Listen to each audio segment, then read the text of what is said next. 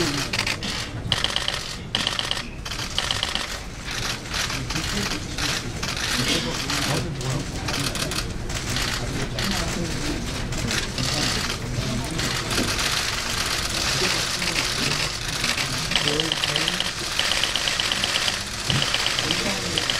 안녕하세요. 더불어민주당 상정부대변인 이정입니다. 정봉주 전 의원께서요, 이번 당 결정사항을 수용함과 동시에 이번 총선에서 역할에 대한 입장을 지금부터 발표하도록 하겠습니다.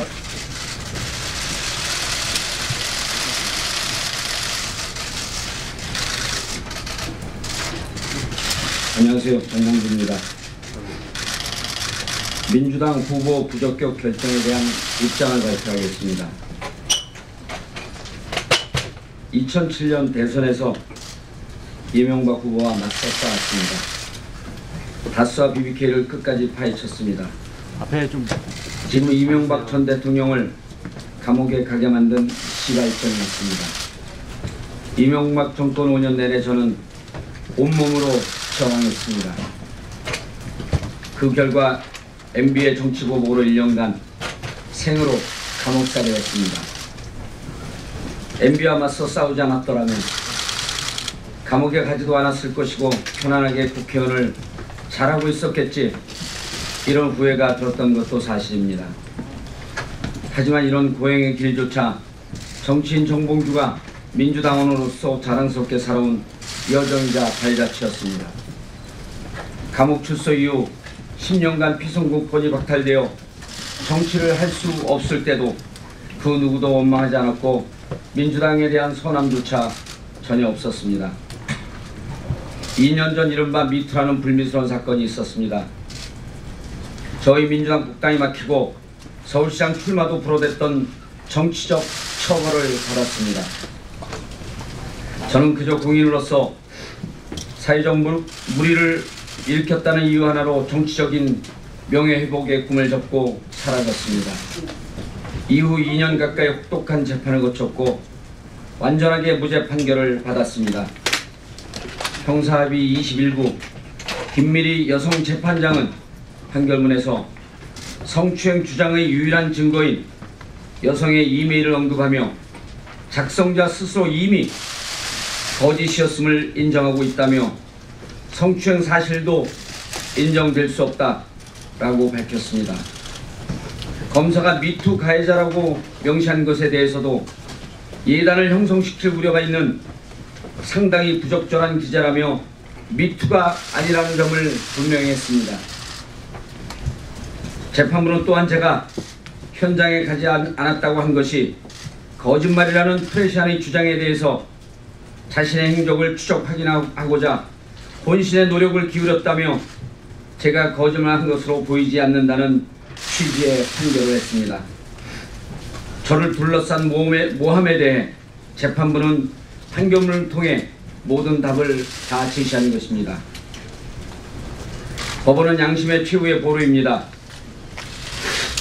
판결문은 이견과 갈등을 정리하는 국민 눈높이의 최종 잣대입니다. 공관위원들에게 이 법원의 결과를 제시하고 판결문을 꼼꼼히 살펴달라고 정중하게 요청했습니다. 당원과 유권자들에게 심판받을 기회를 달라고 호소했습니다. 그러나 저는 민주당 후보로서 부적격이라고 합니다. 납득할 수 있는 법적 근거와 규정은 없지만 국민적 눈높이와 기대라는 정무적 판단 아래 감정 처벌을 단행한 것으로 보입니다.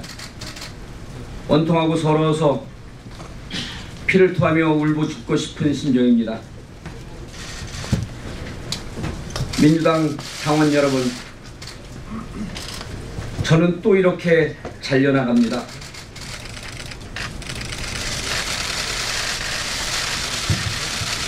처음엔 이명박 정권에 의해서, 그리고 이번에는 어려운 시절을 함께 해왔던 동료들의 손에 의해서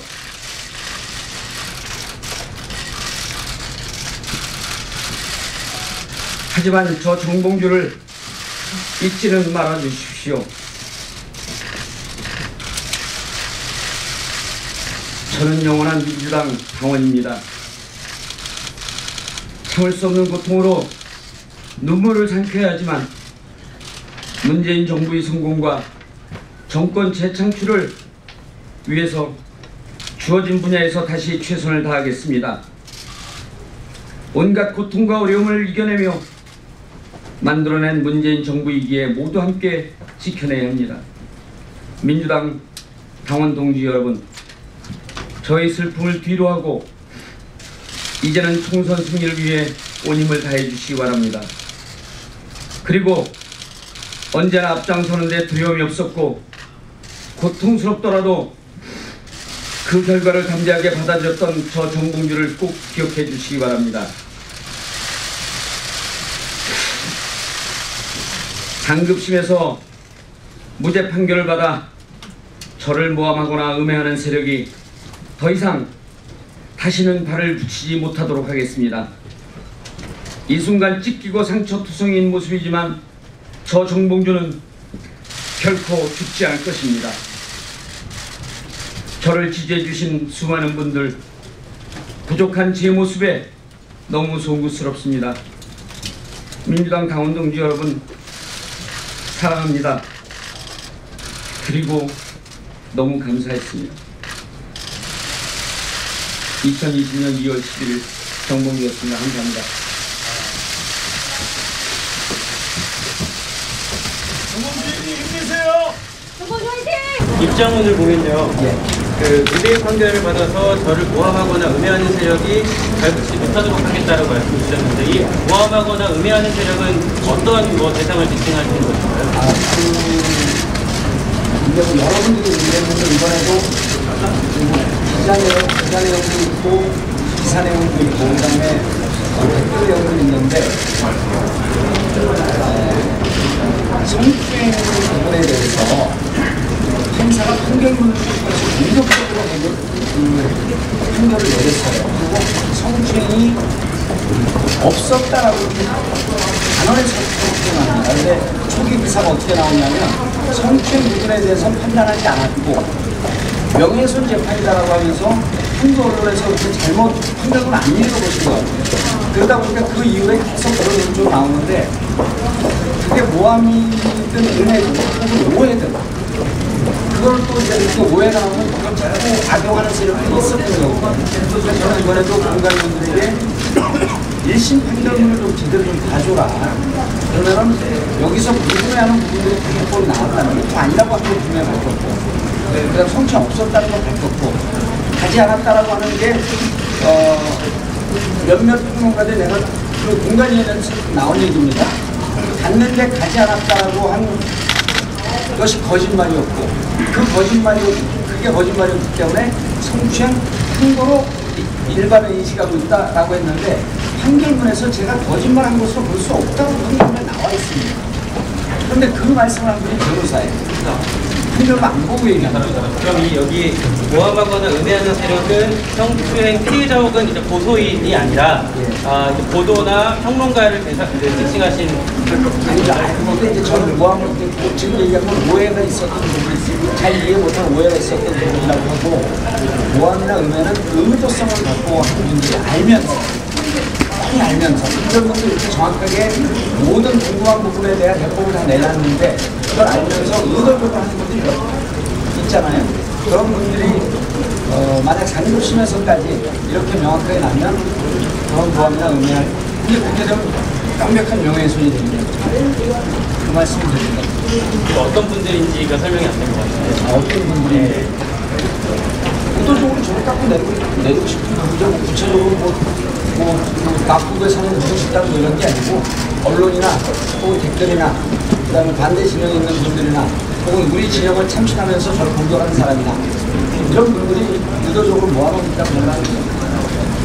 방송탑에 계속 공관위가 할 수 있는 거는 지금 다시 제시 규정 아니면은 정치적으로 해결할 수 있는 거는 공관위가 아니라 저 차원에서 좀 해야 되는 거예요. 그런데 저는 공간이 지정했지. 그 공간이 분들이 이게 이해가 되지 않으면 당 지도부나 당에서 이른바 정치를 잘 이해하는 분들하고 이게 무슨 뜻인지 아마 서로 해석을 할 겁니다. 그래서 자칫 잘못하면 우리 당에 논란이나 혼란이 있을 수 있지 않겠나라고 하는 우려가 만약 생기면 그다음부터 스텝을 밟을 수 있겠죠. 그러면 꼭 이거에 대해서 결정 청약을 요구하고 되고 있습니다. 그런 구체적인 말씀 안 드리겠습니다.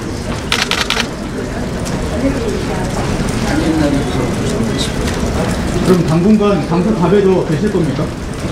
지금 그쪽으로 이사가 수준이에요. 피해를 주려는 그 여성이 왜 그러면 그걸 모함한 건데 왜 그런지 책임있다고 이게 법정에서 검사가 지금 그런 점입니까? 지금 모르겠어요. 그 사람 마음속 어떻게 해요? 공간이 결정에 하시는 건 아니에요. 양날의 칼입니다. 그만하겠습니다. 감사합니다. 지금 그리고 그 처음에 들어가면서도 말씀드렸듯이 제가 국회의원 한 번 더 하려고 공선을 한 게 아니고 이 시기 민주당의 시대 정신이 무엇인가를 묻고 싶었습니다라고 하는 걸 처음에 제가 말씀을 드려요.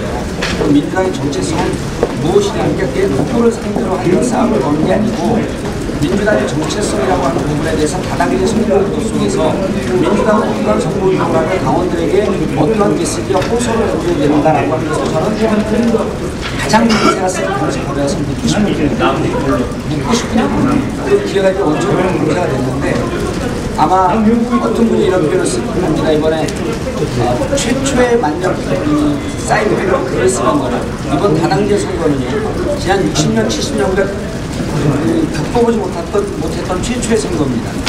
당원과 후보자를 어떻게 조응하고 당원과 부안당 지도부가 어떻게 호흡을 맞춰야 되는지 최초의 길을 가는 겁니다.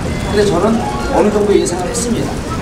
그래서 저 같은 사람이 필요할 것이고 저처럼 정체성 분명한 사람들이 전면에 나서야 된다고 하는 것이 필요했다고 저는 판단했는데 공간이는 그렇게 보지 않는 것 같습니다. 지금까지의 결과죠.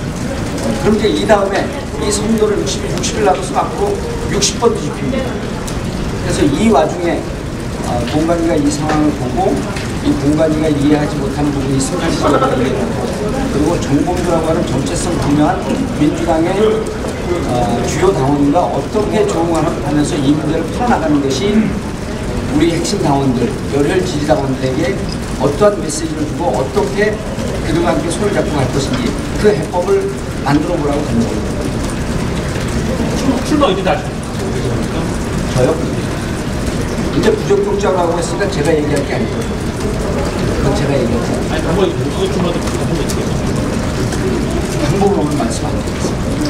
예, 감사합니다. 공간이 결정에 대해서 이제 굴복하는 거냐라고 했을 때 양날의 칼이다 이렇게 얘기해 주셨는데 그게 좀 어떤 의미인가요? 아니 이제 공은 그쪽으로 제가 다 던졌어요.